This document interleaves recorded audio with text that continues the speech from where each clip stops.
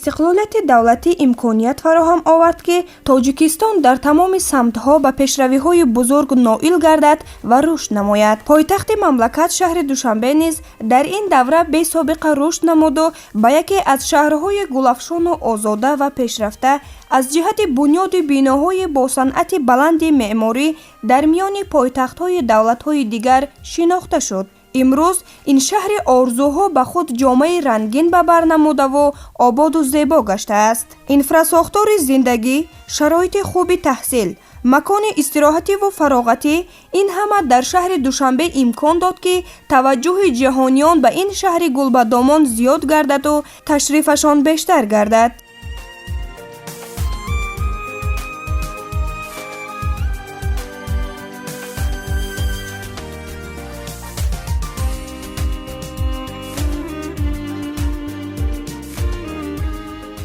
پایتخت تاجیکستان دوشنبه شهر است که صبح پاکش با نور رخشنده آفتاب جانافزا بیدار می شود. این روشنایی پیشرفت و شکوفایی و نظرربایی شهر را پیش نظر می آورد. کوچه و خیابانها و باغ و گلگشت‌های سبز و خرم آن گویا نفس تازه می کشند و هر باد سبک حکایه نوی به شهر می آورد. در پس درختان قدقد راه برگ‌های طلارنگ به شمال نفیس جواب می‌دهد و شهر مثل صحیفه کتابی است که هر روز از نو نوشته می شود. در دایره تشبث و اقدام‌های پیگیرانه حکومت جمهوری تاجیکستان و رئیس شهر دوشنبه محترم رستم امامعلی امروز پایتخت مملکت شهر دوشنبه به خود یک سیمای خیلی زیبا و مفتون کننده را کسب نموده است. کارهای بنیادکاری و سازندگی که مرام شهرداری است مرحله نو را کسب نموده در این شهر رو به پیشرفت بنا و انشاءات‌های بلند آشیانه معموری و استقامتی نو و مرکزهای سودا و خدمت رسانی معاصر با طرح و اسلوب خاص بنیاد گردیدند. این شاهکاری ها شکوه و شهامت دوشنبه شهر را از گذشته دیده زیبا و نظرربا گردانیده است.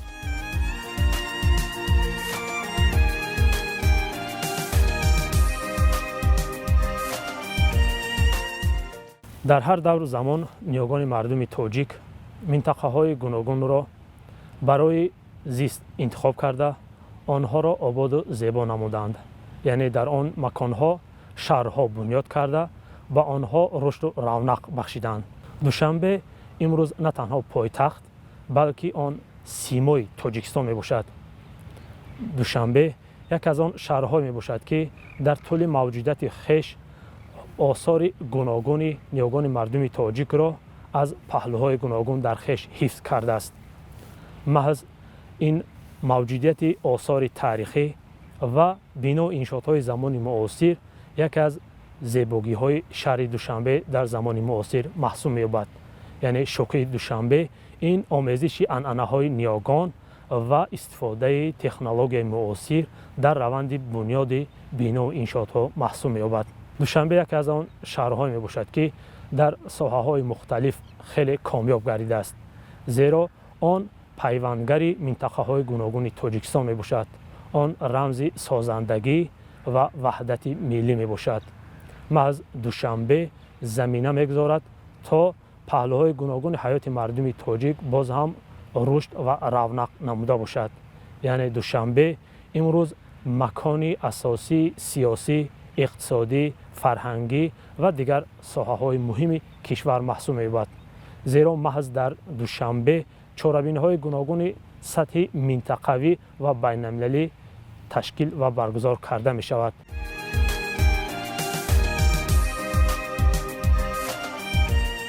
حالا عنعنه شهرداری و شهرسازی در دوشنبه با نگاهی تازه ادامه یافته ایستاده است. در سالهای اخیر در 4 ناحیه شهر روند برطرف‌سازی بیناهای کهنه و فرسوده، پست آشیانه و در جای آن بنیاد بیناهای بلند آشیانه خوش‌طرح و زمانوی و با صنعت بلند معماری، خاصتاً تهیه نقشه مفصل به نقشه‌گیری خیابان‌های شهر دوشنبه وسعت یافت. در دوران کوتاه بنیاد گردیدن بیناهای بلند آشیانه هر بیننده را در حیرت می‌ماند. بنیادکاری و سازندگی البته در اساس نقشه گنرالی شهر دوشنبه به راه مانده می‌شود.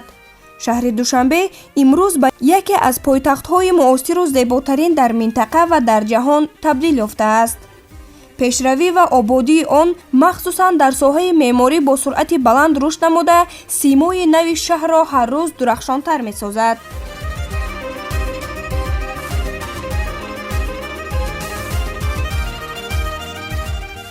ҳар як давлат пойтахт дорад.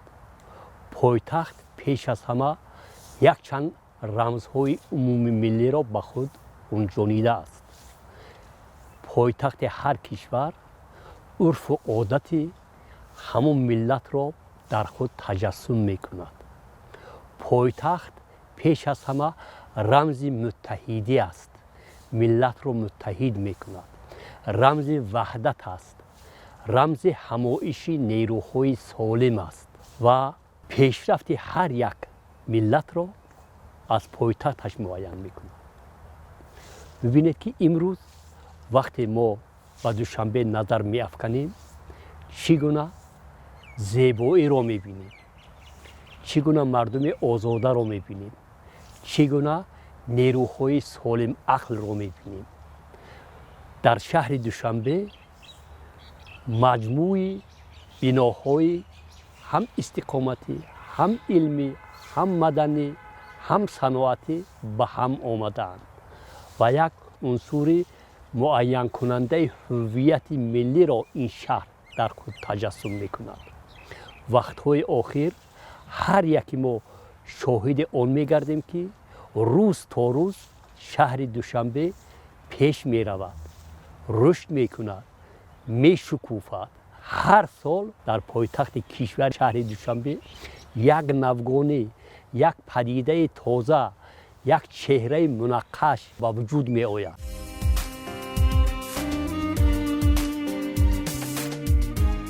биноҳои баландошонаи истиқоматию маъмурие ки имрӯзҳо дар қалби тоҷикистон шаҳри душанбе қомат афрохта истодаанд, бо санъати баланди меъморӣ ва услуби шаҳрсозии муосир бунёд гардида, симои шаҳрро комилан тағйир додаанд. ин созандагиҳо на танҳо ба комилан дигаргун гаштани симои пойтахт, балки ба инфрасохтори шаҳрнишинию муҳайё сохтани шароити мусоиди зиндагӣ барои сокинон замина гузоштааст.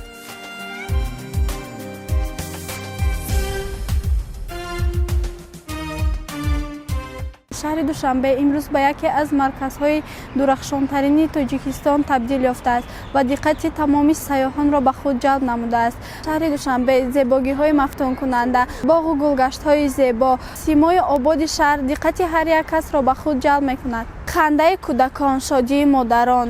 вақте ки мо донишҷӯён аз дарс мебароем ва ба сӯи хона ё ба сӯи китобхона раҳсипор мешавем, аз зебогии душанбе ҳаловат мебарем. новобаста аз гузашти вақт, яъне шаб ё рӯз, ҳар яки мо метавонем озодона дар кӯчаҳои шаҳр, дар боғҳо сайру гашт намоем ва зебогии душанберо аз пеш, яъне аз наздик бубинем.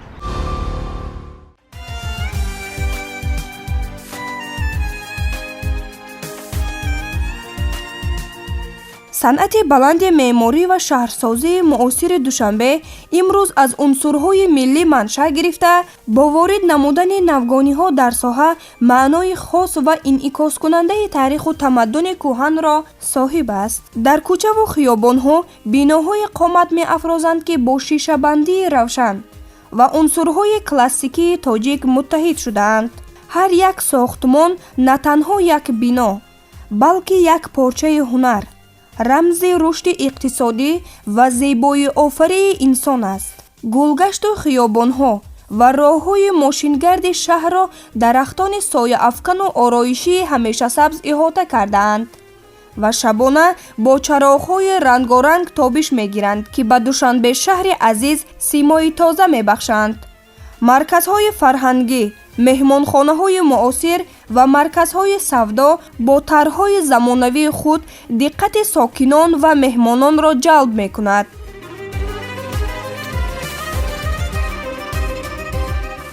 албатта яке аз паҳлӯҳои муҳими шаҳри душанбе ин ободу зебо намудани гулгаштҳо, хиёбонҳо ва майдончаҳои варзишӣ маҳсуб меёбад.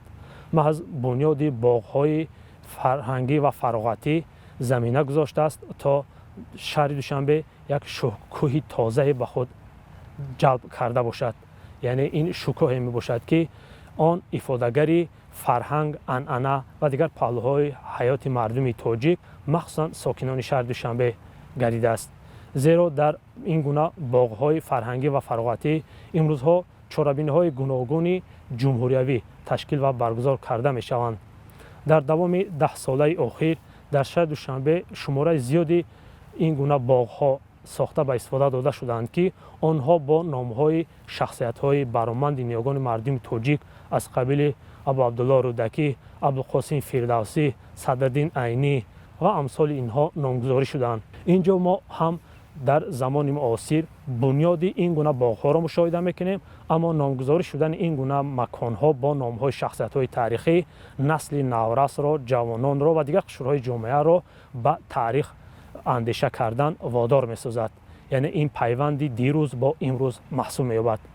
ҳамчунин дар ин гуна маконҳо баргузор намудани фестивалҳо, озмунҳо ин гувоҳӣ аз он медиҳад ки ин гуна шароит фароҳам овардан як заминаи хуб аст то дар ин гуна маконҳо қишрҳои гуногуни ҷомеа, махсусан сокинон ва меҳмонони шаҳри Душанбе ҷамъ оянд, аз як чорабинии сатҳи муҳим ва баланд дар сатҳи шоиста таҷлил намоянд ва он замина мегузорад то мардум бо ҳам наздиктар шаванд, аз анъанаҳо, урфу одат ва дигар паҳлӯҳои ҳунарҳои ниёгон ва замони муосир бештар маълумот барои хеш гирифта бошанд.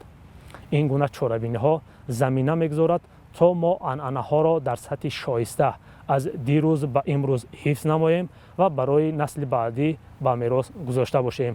яъне шаҳри Душанбе маҳз бо ин гуна боғҳои фарҳангӣ ва фароғатӣ чунин шароитҳоро барои қишрҳои гуногуни ин пойтахт фароҳам овардааст ки он як заминаи хуб барои ҳифзи арзишҳои миллӣ маҳсуб меёбад.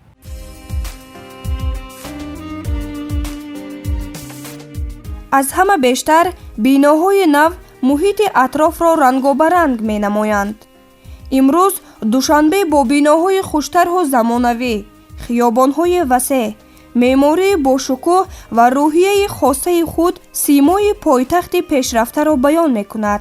ин шаҳр бо ҳар як сохтмон як қадам ба ояндаи равшантар мегузорад ва меъмории муосираш нишони ободиву созандагиҳост. шаҳри Душанбе дар заминаи таваҷҷӯҳи хос имрӯзҳо дар роҳи пешрафт ва ободӣ бо қадамҳои устувор ҳаракат дорад. симои пойтахт сол ба сол нав мегардад ва ба маркази муосир, зебо ва аз нигоҳи иҷтимоӣ пешрафта табдил меёбад.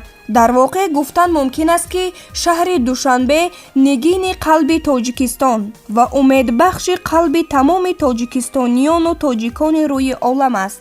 ин ҳама ободиву созандагиҳо ҳар як нафарро барои созанда будан ҳидоят менамояд.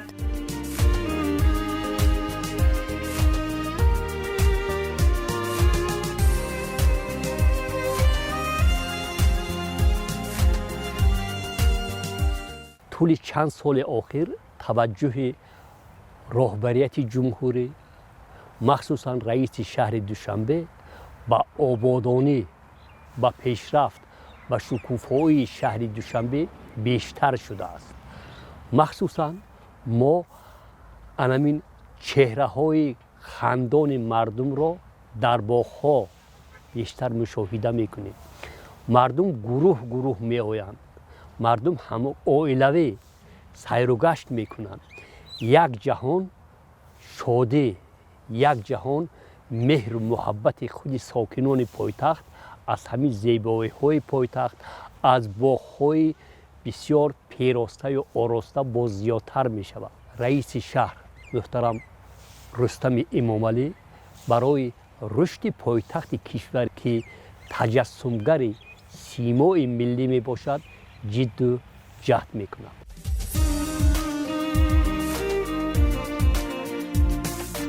душанбе бо меъмории замонавӣ ва биноҳои назаррабо ҳар рӯз тағйир меёбад ва рушди он дар ин замина таъмин карда мешавад. коғҳои фарҳанг, марказҳои муосири савдо, хиёбонҳои равшан, меҳмонхонаҳои баландошёна ва гулгашту нимпайкараҳо симои пойтахтро ҷилои хос медиҳанд.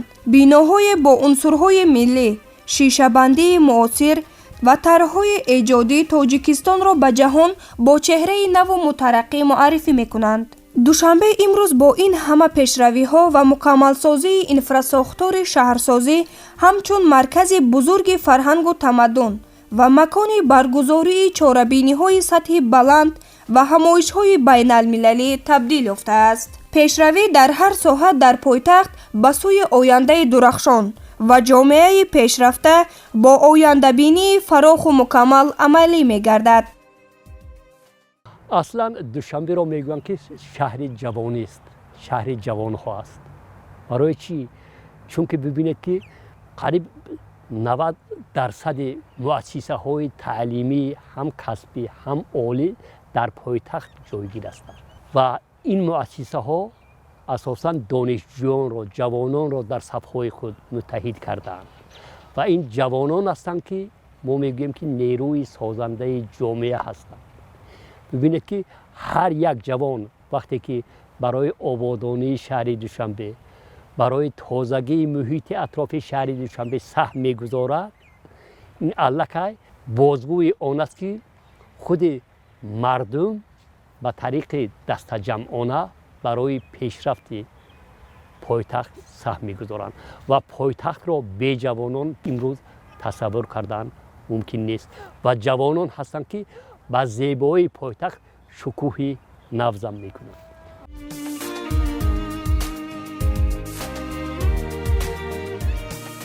шабонгоҳ шаҳр мисли як ахтари пурҷило медурахшад ва сокинону меҳмононаш канори ҳам шоду масрур ва хушҳолона сайру гашт ва фароғати худро дар фазои орому осудаи кишвар комил мегардонанд. маркази шаҳр бо боғҳои фарҳангию фароғатӣ, фаввораҳо гӯё достони таърих ва ҳунари тоҷиконро дар ҳар гӯшае гузоштааст. биноҳои муосир бо шишаҳои дурахшанда ва хатҳои равони тарҳрезӣ гардида симои шаҳри наву қадимиро дар ҳам меомезанд, мисли гуфтугӯи ду насл, гузашта ва оянда.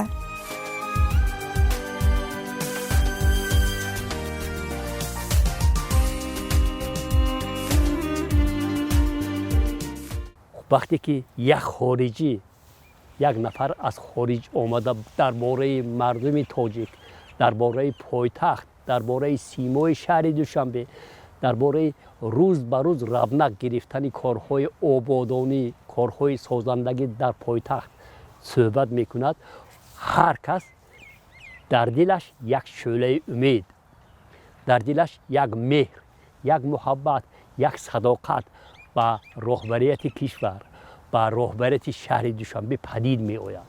нерӯҳои солими ҳар як ҷомеа дар пойтахт ҷамъ мешаванд.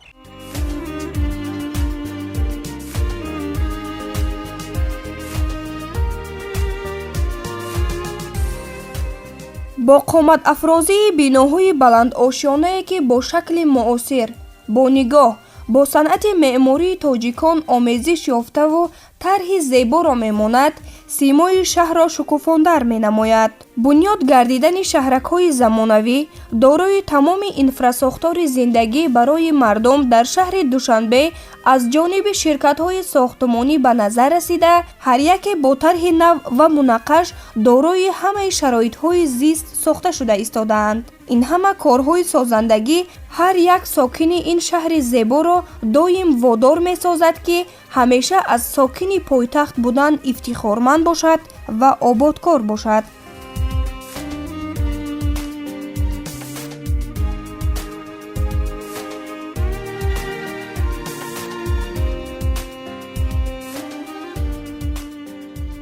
татбиқи лоиҳаҳои нави муфассали ба нақшагирӣ ва бунёди иншооти таъиноти гуногун ки бо дар назардошти нақшаи генералии шаҳри душанбе бунёд мегарданд, симои шаҳри душанберо рӯз аз рӯз зебо менамоянд. шукӯҳу шаҳомати шаҳри душанбе шаҳодат аз он медиҳад ки солҳои охир пойтахти тоҷикистон дар қатори шаҳрҳои пешрафтаи дунё шомил гардидааст дар воқеъ душанбе шаҳрест ки бо нафаси гарми худ дилҳоро гарм мекунад. бо зебоии орому идонаи худ рӯҳро нав месозад ва бо рӯшании шабонааш ба ҳар роҳрав умед мебахшад.